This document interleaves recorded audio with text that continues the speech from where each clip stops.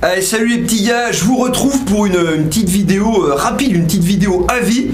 Parce que oui, j'ai vu le film Ready Player One et il y en a pas mal d'entre vous qui étaient venus me voir. Ouais, DJX, est-ce que t'as vu Ready Player One et qu'est-ce que t'en penses et tout. Je l'avais pas vu, voilà, je l'ai vu que récemment, il y a peut-être une semaine ou deux, 10 jours, un truc comme ça. Donc le film est bien, j'ai bien aimé. Et alors, pour moi, c'est pas de la science-fiction.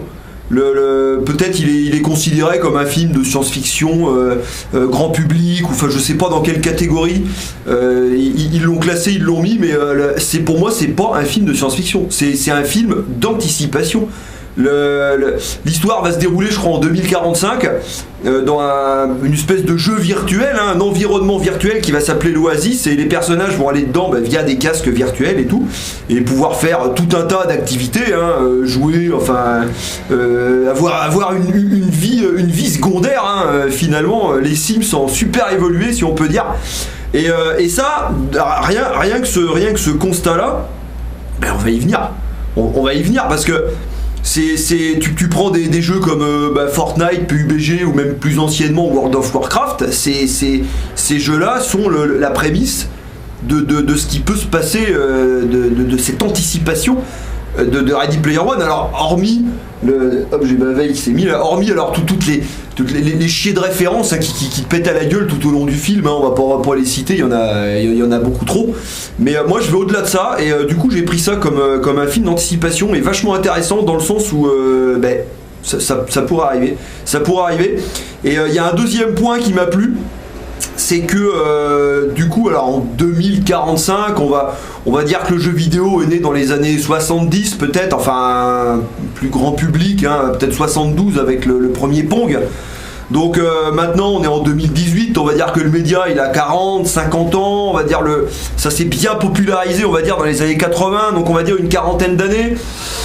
Peut-être on manque encore de recul, hein, contrairement au cinéma, tu vois, des choses comme ça. Peut-être le média est encore trop jeune pour nous actuellement en 2018 pour avoir suffisamment de recul dessus. Et ce que fait pas le film, et le film, donc au-delà de l'anticipation qu'il amène, et il propose aussi le choc culturel, le mélange du média.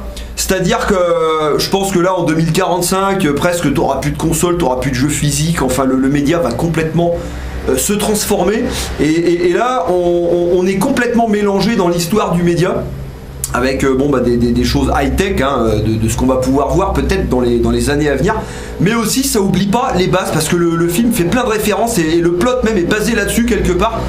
Fait plein de références sur l'histoire du média, sur son histoire, sur l'histoire des jeux vidéo. Et voilà, on voit même par exemple des mecs à l'intérieur de l'Oasis qui jouent à des jeux Atari 2600, quoi.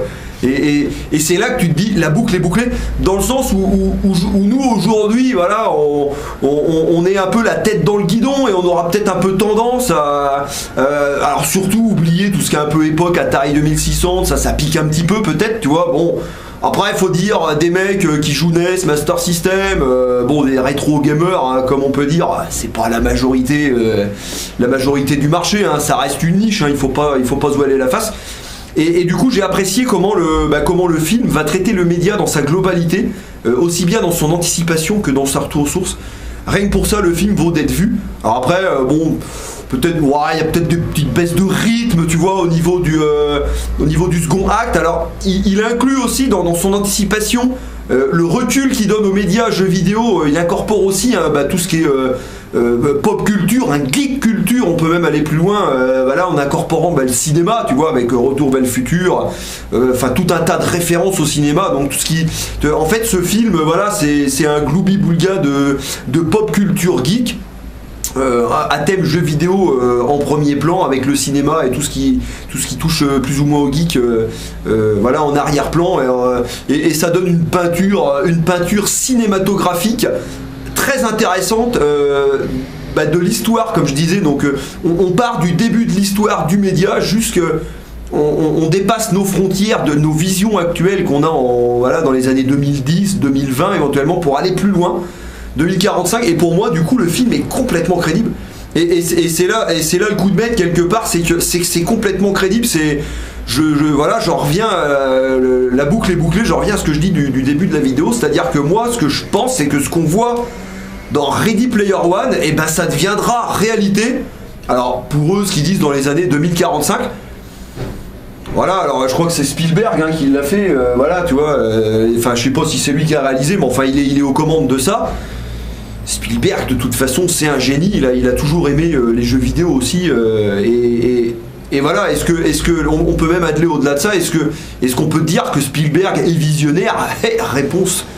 Dans quelques années, j'ai envie de dire quoi. Donc bon bah écoute, si t'as pas vu Ready Player One et que du coup t'es un gros fan de geek, pop culture, jeux vidéo, cinéma et compagnie, c'est un film à voir, ne serait-ce que pour te forger ta propre opinion. Alors, moi j'ai plutôt apprécié vraiment, comme je disais, la seconde lecture du film, c'est ce qui m'a vraiment sauté aux yeux dès le premier visionnage, je l'ai vu qu'une fois, mais c'est vrai que voilà, si tu prends le premier plan, le film en lui-même, le divertissement est très bon, l'histoire tient la route, c'est crédible, et puis bon bah comme je dis, limite t'es obligé de le mater, le film, je sais pas combien de temps il dure, on va dire 2 heures, pour bien l'apprécier il faut qu'il dure 6 heures quoi, c'est-à-dire que t'es obligé de faire pause à sans arrêt pour ah tiens il y a ci, il y a ça, c'est pété de références à droite à gauche quoi.